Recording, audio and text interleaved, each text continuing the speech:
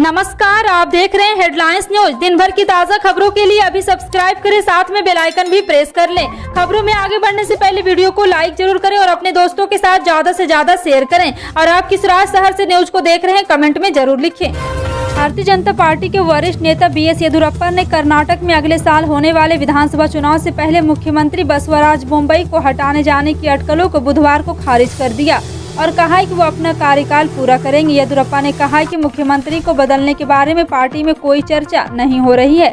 कर्नाटक के पूर्व मुख्यमंत्री येदियुरप्पा ने यह भी कहा है कि भाजपा की राज्य इकाई के अध्यक्ष नलिन कुमार कटील का कार्यकाल खत्म होने के बाद अगले अध्यक्ष के बारे में पार्टी नेतृत्व फैसला लेगा। कटील का कार्यकाल 20 अगस्त को समाप्त होने जा रहा है। उन्होंने कहा है कि वो और कर्नाटक के अन्य नेता 2023 के विधानसभा चुनाव में पार्टी को सत्ता में बरकरार रखने के मकसद से राज्य की यात्रा करेंगे।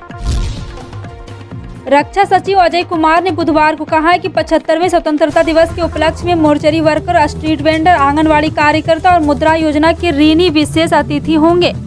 रक्षा सचिव डॉक्टर अजय कुमार ने कहा, इस साल हमने 15 अगस्त स्वतंत्रता दिवस समारोह के लिए विशेष अतिथि के रूप में मुर्दा घर कर्मचारी, पथ विक्रेताओं, आंगनबाड़ी कार्यकर्ताओं और मुद्रा योजना को ऋणदाता को आमंत्रित किया है। 75वें स्वतंत्रता दिवस समारोह के लिए विशेष पहल के बारे में बात करते हुए उन्होंने ये भी खुलासा किया है कि औपचारिक सलामी के लिए पहली बार स्वदेशी डिजाइन और विकसित राष्ट्रीय राजधानी दिल्ली NCR में पिछले हफ्ते जमकर बारिश हुई। सोमवार से दिल्ली में बारिश नहीं हुई। इस बीच मौसम विभाग ने देश के कई हिस्सों में भारी बारिश का अलर्ट जारी किया है। भारतीय मौसम विज्ञान विभाग ने विदर्भ, छत्तीसगढ़, कोंकण, गोवा और ओडिशा के अलग अलग हिस्सों में भारी बारिश की संभावना जताई। इसके अतिरिक्त मौसम विभाग ने कहा है कि महाराष्ट्र के मुंबई और उसके उपनगरों में तेज हवाओं के साथ भारी बारिश हो सकती है।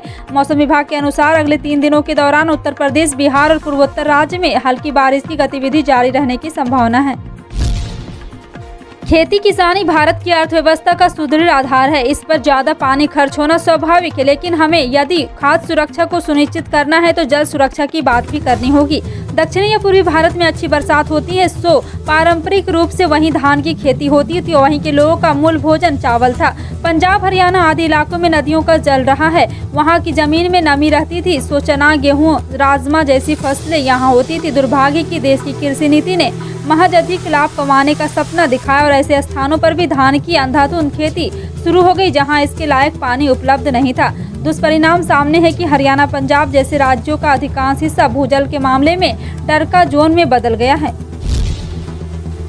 भारतीय नौसेना में अग्निवीर बनने के लिए महिलाओं को एक शानदार मौका मिला है। अब महिलाएं भी सेना में अपना दमखम दिखा सकेगी। अग्निवीर जनरल ड्यूटी पद के लिए महिला अभ्यर्थियों की भर्ती अग्निवीर रैली के जरिए की जाएगी। इस रैली का आयोजन यहां 1 से 3 नवंबर के बीच किया जाएगा। रक्षा मंत्रालय द्वारा जारी बयान के मुताबिक भर्ती की इस प्रक्रिया का आयोजन भर्ती कार्यालय बेंगलुरु द्वारा रिक्रूटमेंट जोन को बेंगलुरु मुख्यालय के तत्वाधान में मानकिक सा परेड मैदान में किया जाएगा। इस दौरान कर्नाटका, केरल और केंद्र शासित प्रदेश लक्षद्वीप और माह की महिला उम्मीदवारों की बहाली की जाएगी। उत्तर प्रदेश के उप मुख्यमंत्री केशव प्रसाद मौर्य के नेता विधान परिषद बनाया गया है। इससे पहले स्वतंत्र देव सिंह नेता सदन के पद पर थे, जिन्होंने आज ही इस्तीफा दे दिया। हालांकि अभी तक ये बात साफ नहीं हो पाई कि स्वतंत्र देव सिंह ने इस्तीफा क्यों दिया। स्वतंत्र देव सिंह को मई में विधान परिषद का नेता चुना गया था और उन्होंने यहां पूर्व डिप्टी CM दिनेश शर्मा की जगह ली थी। बता दें कि स्वतंत्र देव सिंह योगी सरकार में जल शक्ति मंत्री है। उप मुख्यमंत्री केशव प्रसाद मौर्य योगी सरकार में उप मुख्यमंत्री के साथ साथ कई अहम विभागों की जिम्मेदारी संभाल रहे। वहीं इससे पहले जल शक्ति मंत्री स्वतंत्र देव के इस्तीफा देने के बाद पूर्व उप मुख्यमंत्री डॉक्टर दिनेश शर्मा को भी नेता सदन बनाए जाने के कयास लगाए जा रहे थे, पर ऐसा नहीं हुआ। पिछले 8.5 सालों में उत्तर प्रदेश में बीजेपी का 4 बड़ी जीत दिलाने में अहम भूमिका निभाने वाले सुनील बंसल को प्रमोशन मिला है। पार्टी ने उन्हें यूपी के संगठन महामंत्री से प्रमोट करके राष्ट्रीय महासचिव बना दिया है। भाजपा केंद्रीय कार्यालय में बयान जारी कर कहा है कि सुनील बंसल राष्ट्रीय महामंत्री के रूप में पश्चिम बंगाल, उड़ीसा और तेलंगाना के प्रभारी होंगे। इसके साथ ही पार्टी ने झारखंड के संगठन महामंत्री धर्मपाल को इसी दायित्व के साथ सुनील बंसल की जगह यूपी भेजा है और करमबीर की झारखंड का संगठन महामंत्री बनाया है। पीएम नरेंद्र मोदी ने एक बार फिर से देश में मुफ्त चीजें बांटने जैसी स्कीमों को गलत बताया। हरियाणा के पानीपत में एथेनॉल प्लांट के उद्घाटन के मौके पर उन्होंने कहा कि रेवड़ी कल्चर देश को आत्मनिर्भर बनाने से रोकता है। पीएम नरेंद्र मोदी ने कहा है कि देश के विकास के लिए जरूरी है कि सरकार के पैसा हो और तभी वह निवेश कर सकेगी। भले ही उन्होंने किसी का जिक्र नहीं किया, लेकिन पीएम मोदी की टिप्पणी को आम आदमी पार्टी पर हमला माना जा रहा है। उन्होंने कहा, जिन लोगों की राजनीति आत्म केंद्रित है वे आकर किसी दिन पेट्रोल और डीजल भी मुफ्त बांटने का ऐलान कर सकते हैं। ऐसे कदम देश के बच्चों का भविष्य छीन लेंगे। बता दें कि भाजपा के बिखरे नेताओं को अपने कुनबे में समेटने की कांग्रेस फिर कामयाब हो गई। खीमी राम की विकेट झटककर भाजपा को बड़ा झटका देने वाली कांग्रेस ने अब राजधानी में सेंधमारी कर दी है। भाजपा के दिग्गज और पुराने नेताओं के परिवार के सदस्य छिटक कर कांग्रेस में शामिल हो रहे हैं। मंगलवार को एक साथ 56 लोग कांग्रेस में शामिल हुए। इनमें सबसे बड़ा नाम पूर्व भाजपा सांसद और विधायक बालक राम कश्यप के पुत्रवधू उर्मिला कश्यप का है। भाजपा में जीवन खपाने वाले नेता की पुत्रवधू को कांग्रेस में लाकर पार्टी एक बार फिर बड़ी जीत का दम भर रही है। कांग्रेस प्रदेशाध्यक्ष प्रतिभा सिंह ने कहा है कि पार्टी की नीतियों से लोग सहमत है। भाजपा का कार्यकाल सब देख चुके हैं। पार्टी की बेहतरी में पूरा जीवन लगा देने वाले नेताओं की घोर अनदेखी सत्ता सुख भोगते हुए भाजपा ने की है। अब यही नेता भाजपा में घुटन महसूस कर रहे हैं। उन्होंने कहा कि विधानसभा चुनाव में बहुत से लोग या तो सीधे तौर पर कांग्रेस में शामिल हो जाएंगे या फिर गुपचुप तरीके से कांग्रेस का समर्थन जरूर करेंगे। उत्तर प्रदेश के मुख्यमंत्री योगी आदित्यनाथ को बम से हमला करने जाने की मारने की धमकी दी गई। यह धमकी पुलिस कंट्रोल रूम 112 के व्हाट्सएप पर भेजे गए मैसेज के जरिए दी गई। धमकी देने वाले ने अपना नाम शाहिद बताया और कहा है कि 3 दिन में बम से उड़ा दिया जाएगा। जिसके बाद पुलिस ने सुशांत गोल्फ सिटी कोतवाल से इस संबंध में एफआईआर दर्ज करा दी गई। पुलिस प्रशासन और खुफिया एजेंसी इस मसले पर जांच कर रही है।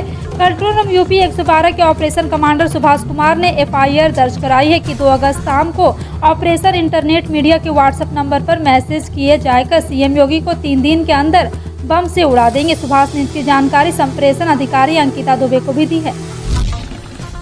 राजधानी दिल्ली में एक बार फिर कोरोना की डराने वाली रफ्तार ने सरकार की भी चिंता बढ़ा दी है। मुख्यमंत्री अरविंद केजरीवाल ने मंगलवार को कहा कि दिल्ली में कोविड के मामले बढ़ रहे हैं, लेकिन अभी घबराने की जरूरत नहीं है क्योंकि ज्यादातर नए मामले हल्के प्रकृति की है। केजरीवाल ने कहा है कि उनकी सरकार स्थिति पर पैनी नजर रखी हुई है।